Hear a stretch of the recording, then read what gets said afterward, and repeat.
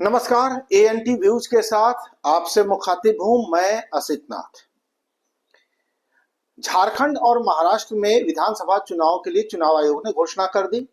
इसी के साथ कई राज्यों में उपचुनाव भी होने हैं, विधानसभा की सीटों के लिए भी और लोकसभा की सीटों के लिए भी। अब इन चुनावों में मतदाता क्या करेंगे ये नतीजे से पता चलेगा, लेकिन चुनावी हवा कैसी चल रही है इसका अंदाजा तो पहले से लग ही जाता है।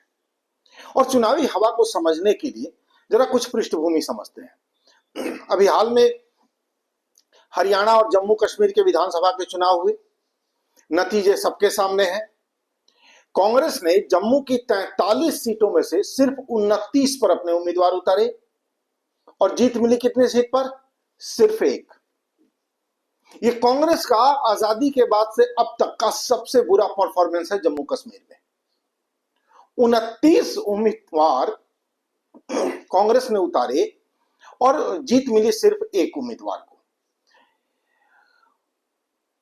उमर अब्दुल्ला ने कांग्रेस के साथ गठबंधन किया, लेकिन सच्चाई यह है कि कांग्रेस के साथ गठबंधन से उमर अब्दुल्ला को बड़ा नुकसान उठाना पड़ा, उन्हें कोई फायदा नहीं हुआ। उमर अब्दुल्ला को भी इस बात का एहसास हुआ और उन्होंने जब चुनाव अंतिम चरण में थे तो एक बार ये बात कही भी थी कि कांग्रेस में निर्णय लेने में जो समय बिताने की प्रवृत्ति है वो बहुत ही खतरनाक है। खैर, वो उन लोगों का मामला है, लेकिन सच्चाई ये है कि नुकसान हुआ।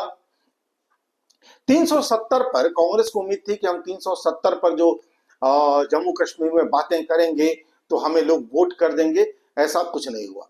उल्टा ये हुआ कि 370 पर लोगों ने कांग्रेसी रवैये से नाराजगी दिखाई, गुस्सा दिखाया और कांग्रेस को समेट दिया। कोई फायदा कांग्रेस को जम्मू कश्मीर में तो नहीं हुआ, लेकिन 370 के मुद्दे पर कांग्रेस को सबसे बड़ा जो नुकसान हुआ वो नुकसान हुआ हरियाणा में। चुनाव से पहले यह लग रहा था कि जैसे हरियाणा की बाजी कांग्रेस जीत चुकी है। माहौल ऐसा था, लोगों का रिएक्शन ऐसा था, लेकिन हरियाणा में कांग्रेस इस किस्म से हारेगी किसी ने सोचा भी नहीं था और अंततः भाजपा ने वहां जीत दर्ज कर ली। तो क्या ऐसा हो गया?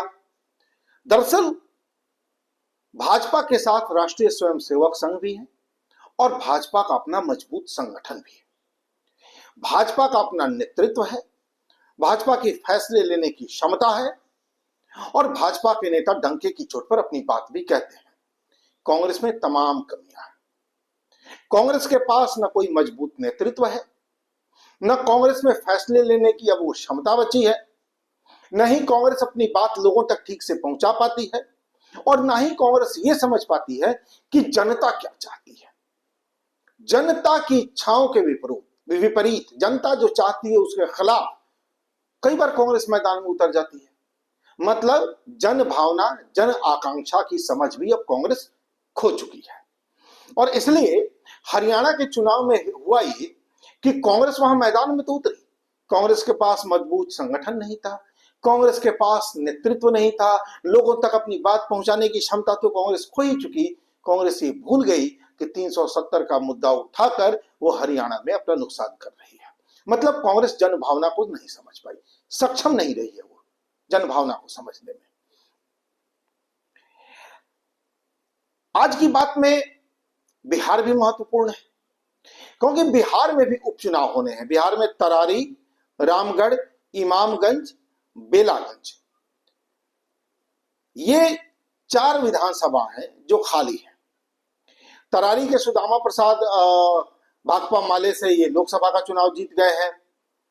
रामगढ़ से सुधाकर सिंह जी आरजेडी के विधायक थे, बक्सर से लोकसभा का चुनाव जीत गए हैं। इमामगंज से जीतन राम मांझी जी विधायक थे हिंदुस्तानी अवाम मोर्चा से, वो अब गया से लोकसभा का चुनाव जीत गए हैं। और बेलागंज वाले सुरेंद्र यादव जो राजद के विधायक थे, लगातार कई टर्म विधायक रहे, वो जहानाबाद से लोकसभा का चुनाव जीत गए। तो क्या होगा?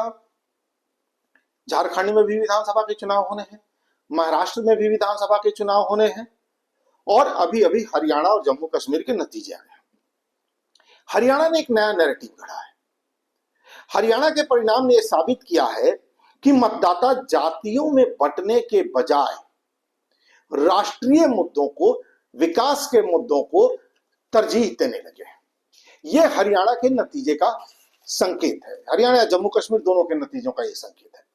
विवादास्पद मुद्दों से जनता बचना चाह रही है, अनावश्यक का विवाद खड़े करने वालों से भी जनता बचना चाह रही है, और वो राष्ट्रीय मुद्दों को तरजीह दे रही है। वो जाति में बंटकर अब सोचना नहीं चाहती, वो एक देश के तौर पर जनता सोच रही है। हवा का ये रुख महाराष्ट्र झारखंड के विधानसभा चुनाव को भी प्रभावित करेंगे। उत्तर प्रदेश में उपचुनाव होने हैं, महाराष्ट्र में भी होने हैं, उन्हें भी हवा का ये रुख प्रभावित करने वाला है। झारखंड की हेमंत सरकार समझ गई हवा का रुख, और झारखंड की हेमंत सरकार ने मैया सम्मान योजना, जो महिलाओं को राशि दी जाती थी 1000 रुपए, उसे बढ़ाकर अचानक 2500 कर दिया। लेकिन क्या ये 2500 रुपया वहां महिला मतदाताओं को, जो आधी आबादी है, जेएमएम के पक्ष में गोलबंद कर पाएगा? संभावना इसलिए कम दिखती है क्योंकि महिलाओं के खिलाफ झारखंड में जो अपराध की घटनाएं बढ़ी है, उससे महिलाओं में डर फैला है। झारखंड की हेमंत सरकार महिलाओं के खिलाफ हो रहे अपराध को रोक पाने में सफल नहीं हो पा रही है, और कई बार तो अपराधियों का बचाव करती भी सरकार दिख गई। ऐसे में महिलाओं में यह विश्वास पैदा करना मुश्किल है कि हेमंत अगर दोबारा आते हैं तो उन्हें सुरक्षा दे पाएंगे। महिलाओं के लिए 2500 रुपया एक मुद्दा है, लेकिन वो उनकी अस्मत से, उनकी जान से बड़ा मुद्दा तो नहीं हो सकता, और महिलाएं इसको लेकर ज्यादा सचेत रहती हैं। तो मैया सम्मान योजना कोई चमत्कारी परिणाम देगा, इसकी संभावना तो कम है। और जो महाराष्ट्र का मसला है, 288 सीटों में पिछले ही चुनाव में भाजपा को अकेले 103 सीटें जनता ने दी थी और कांग्रेस को मात्र 37। भाजपा के साथ जो राकपा अजीत गुट है, अजीत पवार वाला, 40 सीटें उनके पास है। शिवसेना जो शिंदे गुट है भाजपा के साथ, 38 सीटें पिछले चुनाव में उसे मिली थी और कांग्रेस को मिली 37। शिवसेना जो यूबीटी गुट है, जो कांग्रेस के साथ है, उसे 15, और राकपा जो शरद पवार जी की पार्टी है, उनको मात्र 10 सीटें। मतलब ये कि महाराष्ट्र का पिछला नतीजा पूरी तरह से भाजपा के साथ था, और अभी महाराष्ट्र में कोई एंटी इनकम्बेंसी नहीं दिख रही है। सरकार से कोई बड़ी नाराजगी तो दिख नहीं रही। छोटी छोटी शिकायतें तो तमाम सरकारों से सबकी होती हैं, लेकिन ऐसी कोई बड़ी नाराजगी दिख नहीं रही जिससे कि जनता ने सोच लिया हो कि हमें तो इस बार सरकार ही बदल देना है। स्थिति बहुत साफ दिख रही है। वहां वह एंटी इनकम्बेंसी का माहौल होता तो माना जाता कि वहां लड़ाई है और इस बार वहां भाजपा को नुकसान हो सकता है, लेकिन कोई ऐसी एंटी इनकम्बेंसी वहां है नहीं। मतलब हवा का रुख जो कि हरियाणा से निकला है, ये हवा पहुंची अब हर जगह, पूरे देश में पहुंची। तो महाराष्ट्र में भी तो पहुंची, बिहार में भी तो पहुंची, यूपी में भी तो पहुंची, झारखंड में भी तो पहुंची। तो हरियाणा का रुख महाराष्ट्र के नतीजे को प्रभावित करने वाला तो हो सकता है, झारखंड के नतीजे को प्रभावित कर सकता है। झारखंड में कुल 81 सीटें हैं, जिसमें जेएमएम को, झारखंड मुक्ति मोर्चा को, पिछले चुनाव में 27 सीटें मिली, कांग्रेस को 18 सीटें मिली। झारखंड मुक्ति मोर्चा के साथ कांग्रेस का गठबंधन था।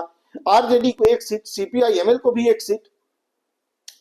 भाजपा को नुकसान हुआ था, पिछले चुनाव में 24 सीट मिली, आजसू को 3 सीट, और एनसीपी नेशनलिस्ट कांग्रेस पार्टी को भी वहां 1 सीट मिली। लेकिन इस बार वहां हेमंत सरकार से नाराजगी दिख रही है। एक तो भ्रष्टाचार के मामले में हेमंत सोरेन का घिरना, उनका जेल जाना, दूसरा लॉ एंड ऑर्डर का मसला, कानून व्यवस्था पूरी तरह से चौपट है झारखंड में, अपराध की नई इबारत प्रदेश लिख रहा है, विकास काम उस तरह से होते नहीं दिख रहे हैं। एक तरह से ठहराव आ गया है झारखंड में, जिस तरह से रफ्तार पकड़ी थी झारखंड ने, एक किस्म का ठहराव आ गया है। करप्शन अपनी जगह पे है, लोग त्रस्त हैं, परेशान हैं। ऐसे में वहां एक एंटी इनकम्बेंसी साफ दिख रही है। और तुर्रा ये कि हरियाणा की हवा भी पहुंच गई। हरियाणा हार कर कांग्रेस ने, या कांग्रेस गठबंधन ने, इंडी गठबंधन ने अपना बहुत कुछ गंवाया है, और अब वो इतना कुछ गंवा दिया कि महाराष्ट्र में संभव है कि नतीजे पिछले चुनाव से भी ज्यादा बुरे हों और अच्छे हों, और झारखंड में तो पिछले चुनाव से भी ज्यादा बुरे नतीजे हो सकते हैं। कांग्रेस ने वहां बहुत कुछ खोया है, और महाराष्ट्र में भी उसके नतीजे अच्छे होने नहीं जा रहे, झारखंड में भी उसके लिए नतीजे अच्छे नहीं होने जा रहे। इसलिए कहा जाता है कि चुनाव चुनावी प्रबंधन से लड़िए, नेतृत्व क्षमता से लड़िए, आपके पास एक अच्छा नेता भी होना चाहिए। सच्चाई यह है कि कांग्रेस के पास न तो कोई राह है, न कोई रहबर। कांग्रेस के पास न तो कोई ठोस मुद्दा है, न जनता को कन्विंस करने के लिए कोई ठोस बहस है, विमर्श है। कांग्रेस बस इस उम्मीद में बैठी है कि एक दिन जनता इस सरकार से उकताएगी और हमें मौका दे देगी। लेकिन जनता भी उसी सरकार से उकताती है जो सरकार निश्चिंत बैठ जाती है, जो सरकार विकास कार्य में रुचि नहीं लेती। जनता उस सरकार से नहीं उकताती जो जनता को कुछ डिलीवर कर रही हो। मतलब साफ कि हरियाणा की हवा देश भर में पहुंची है, और जो अभी आसन्न चुनाव है महाराष्ट्र और झारखंड के, वहां हरियाणा की हवा ज्यादा असर दिखाएगी। और असर ठीक से दिख गया तो कांग्रेस कहां जाएगी, कांग्रेस जाने। नमस्कार।